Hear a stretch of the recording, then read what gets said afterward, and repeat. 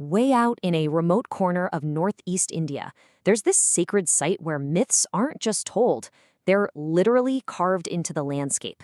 We're about to take a journey to a place called Unakoti, and its name? Well, its name holds the key to the entire mystery. Everything really does start with that name. It's a strange one, right? And it's the key that unlocks the legend of this incredible place. So you've got to be wondering, what does Unakoti actually mean?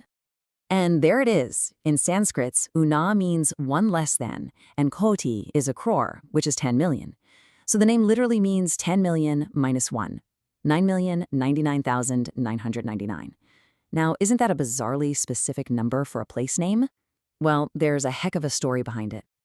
To figure this out, we need to head to the state of Tripura. This is where we're going to dig into the secrets behind that name and the countless stone figures that make this place so legendary.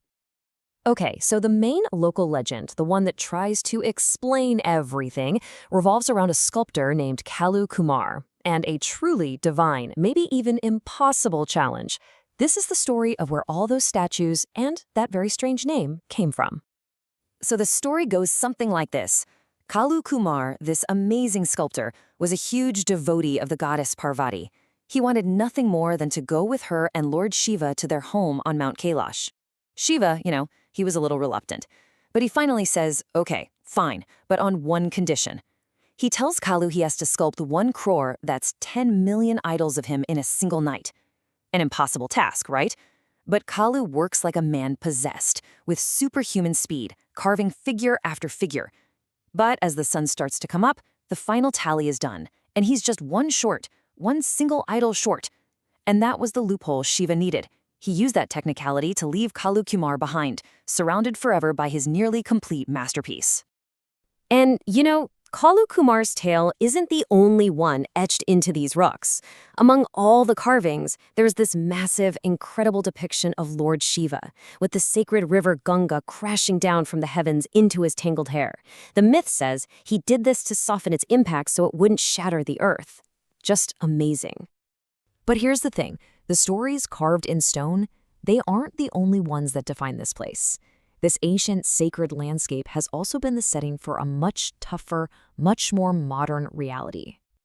This quote, it comes straight from the author of our source material, describing a moment during his visit, and it signals this really sudden, chilling shift away from the wonder of mythology and right into the cold fear of the present day. So what could cause a reaction like that? Well, while he was there, his security guard just casually pointed to a couple of stones on a nearby hill, and he told him that just 2 days before, an Indian army soldier had been killed right there by insurgents. And in that one moment, you can imagine, the ancient dangers of myth felt a million miles away compared to the very real, very present threats of modern conflict. Now, this really complex reality has been shaped over centuries by the incredible mix of people who call Tripura home. It's not just one community, it's a true mosaic of cultures.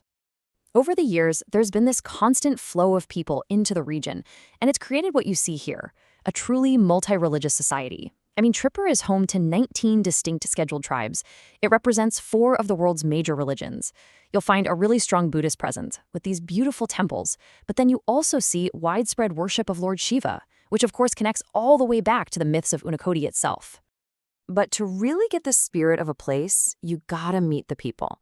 And our source introduces us to 2 really remarkable individuals in a small town called Tiliamora who just perfectly embody the resilience and the soul of this region. First, you have Manju Rishi Das. Now get this, despite being illiterate, unable to read or write, she got elected to the city council. And she immediately understood the most basic, vital need in her community, clean drinking water. She fought and campaigned until she got taps installed and the local lanes paved. A true hero. And then you have Hemant Kumar Jamatia, a famous local folk singer who is basically a living library of the region's culture, preserving it and sharing it through his music. All right, so beyond its myths and its people, Tripura is also a land of real industry and innovation. Let's take a look at how the state actually runs, from its age-old crafts to a pretty mind-blowing agricultural revolution. For generations, a lot of the economy was really driven by these small domestic industries. We're talking about things like crafting beautiful bamboo toys, making incense sticks or agarbatti, and other everyday household goods like matches and soap. But, while those crafts are still so important, there's a stunning innovation in farming that is completely reshaping the state's agricultural landscape and its economic future. And it all comes down to this number, 100 grams. It seems like nothing, right? But its impact is absolutely massive. What in the world could it be? Here it is. It's all about something called true potato seed, or TPS. To really get how big a deal this is, think about this. To plant 1 hectare of potatoes the old way, farmers needed 2 times metric tons of seed potatoes. 2 tons. But with this new TPS technology, they only need 100 grams. The difference in efficiency is just staggering. It changes everything. And this revolution has been so incredibly successful that Tripura isn't just feeding itself anymore. It's now exporting this true potato seed to other Indian states and even internationally to countries like Bangladesh, Malaysia, and Vietnam. It's become a global player. So when you pull back and look at the whole picture, you start to see this amazing common thread, don't you? From the mythological ambition of a sculptor trying to carve 10 million statues in one night, to the modern ambition of scientists creating a tiny seed that can help feed nations, Jaipur is a land that's defined by these grand, ambitious challenges. Which leaves us with one last question to think about. When you look at those incredible faces carved into the hillsides of Anakoti, are you really seeing the result of a god's challenge? Or are you looking at a timeless, powerful monument to the incredible, tireless, and sometimes seemingly impossible ambition of humanity itself?